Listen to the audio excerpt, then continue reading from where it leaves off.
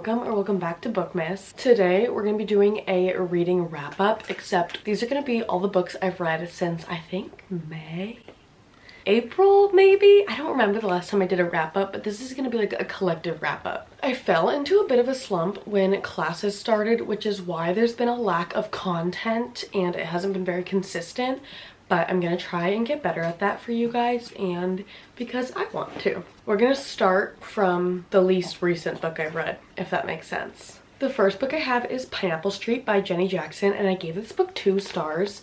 I loved the cover of this book, but that is not a good enough reason to give it a higher rating. This book I definitely feel like added to my book slump just because I wasn't very obsessed with the story. It follows 3 women living in New York City. 2 are sisters and 1 is a sister-in-law, I believe, and they have a lot of money and wealth. It's very much plain fiction, slice of life, not much is happening, and the plot point that there was just wasn't very exciting. It wasn't enough to keep me really engaged in the story. And the point of views switch off between the 3 women, and something about that, just kind of going back and forth, you never really got to know them super well, and it just didn't capture my attention enough. I taught the dog how to get into my bed. I think he's gonna try and do it. Come on, baby! Let me show you guys my setup right now. It is terrifying. This is the stack of books you guys are on. The next book I have is Ward D by Frida McFadden. This is about a medical student who spends the night on a locked psychiatric ward. I honestly don't remember much about this book. I just remember that I enjoyed it. I read it super quick and it kept me interested throughout the entire book. I don't really remember what happened. I know that like her ex-boyfriend is also on the same night shift with her and people kind of start to go missing throughout the night. I really did enjoy it. And it was a super quick read like most of Frida McFadden's books are. Obviously it wasn't good enough to stick with me, but I remember enjoying it. The next book I have, I don't know where it went, so I'll put a picture of it, and that is In the Lives of Puppets by TJ Klune. This book I gave 4.5 stars. I absolutely loved it. I honestly want to give it 5 stars, maybe. It was so good. It takes place in a world where there's not any humans anymore, and Victor is a human boy, and he lives with his robot dad, a nurse robot, and a vacuum robot who like speaks. I feel like TJ Klune always has such fun, interesting plots. Like he literally lives with a talking vacuum. Hello? They go to a salvage yard and they find parts to an old robot, and basically they bring him back to life, and he turns out to be a human hunter. Hi, you need attention, huh?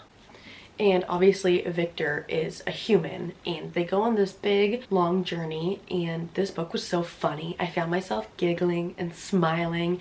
I absolutely loved it. The characters have so much depth and they're all just so sweet and wholesome. I feel like one thing TJ Klune does really well is his characters. He writes the best characters. So if you liked House in the Cerulean Sea, I highly recommend In the Lives of Puppets because it was so good. I think I'm gonna give it 5 stars, honestly. I think about that book a lot. It was so good. The next book I have is Wild Love by Elsie Silver, and I gave this book 3.5 stars. This is like brother's best friend trope. She ends up working for him. They're childhood friends and he's a billionaire.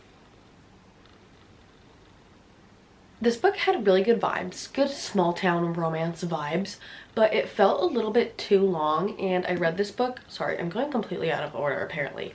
I read this book after I read Love Unwritten by Lauren Asher, and reading them back to back, those books just felt too similar, and I feel like this book was a little long for what it was. Like I feel like it could have been shortened down, maybe 75 pages, and I would have enjoyed it more. Kind of going off of that, the next book I have is Love Unwritten by Lauren Asher. Even like the covers are very similar, I feel like. This is the second book in the Lakefront Billionaire series. Again, I think this book was way too long. Do you see how thick that is?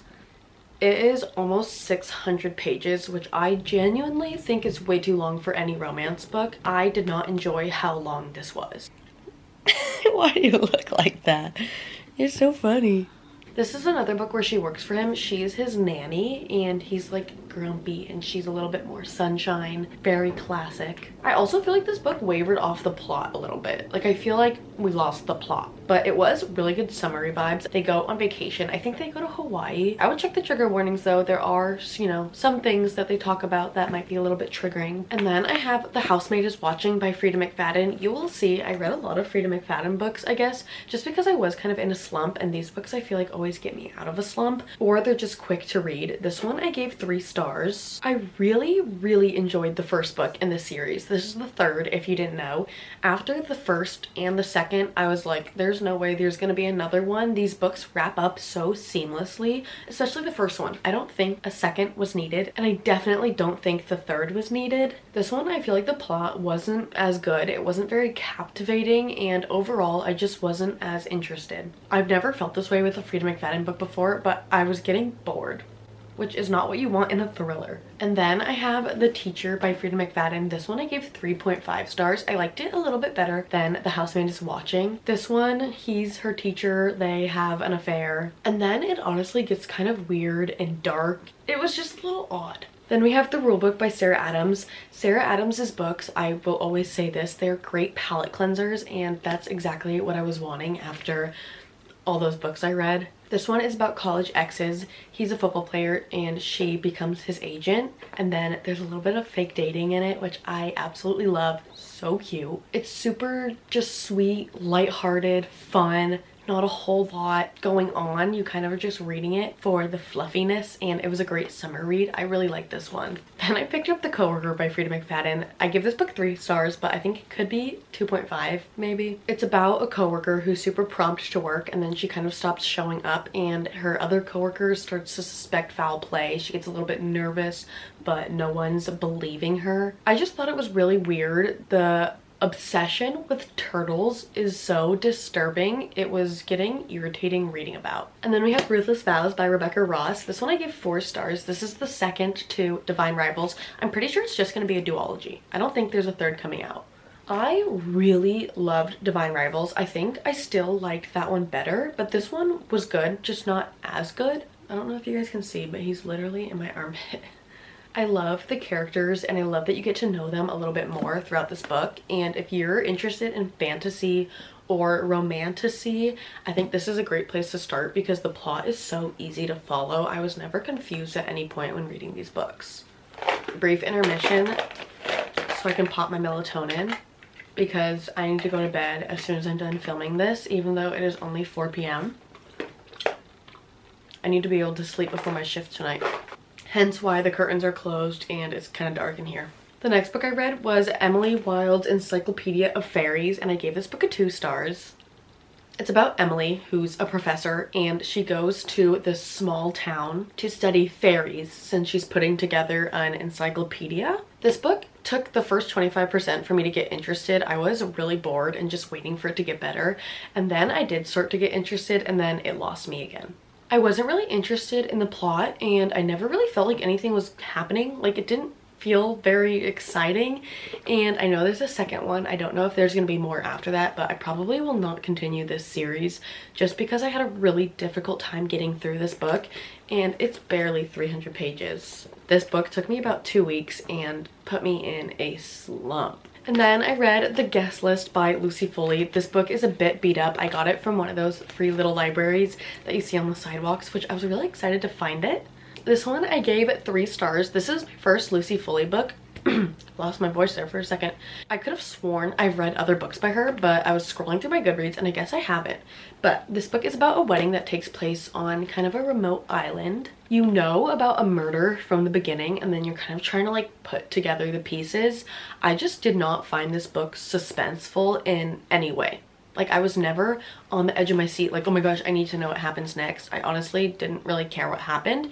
You switch perspectives between I think 4 or 5 characters, and I feel like because of that you didn't really fall in love with any of the characters, so I didn't really care what happened. Didn't really care which one of them died or who did the, you know, I wasn't very interested. I listened to this one on audiobook as I was commuting to and from work, and I think if I was just physically reading it, I would have DNF'd it. But because it was audiobook, I was able to just keep listening. I don't know. I don't think I would have loved this if I read it though. And then, oh my gosh, out of all these books, the only 5-star.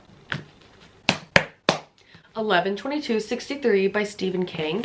Look at this. You could make houses out of this book. It is a freaking book. It's a brick. I adored this book. This book is around 900 pages, which is actually insane. The length was very daunting at first. I was so scared to start this book because I was like, oh my gosh, that book is so long. I'm never gonna finish it. I'm gonna get bored, blah, blah, blah. The absolute opposite happened. I wish I could have 900 more pages in this world. This book is about a guy who finds a time portal, basically. He lives in 2011 and he's able to go back in time through this portal, and he's trying to stop JFK's assassination.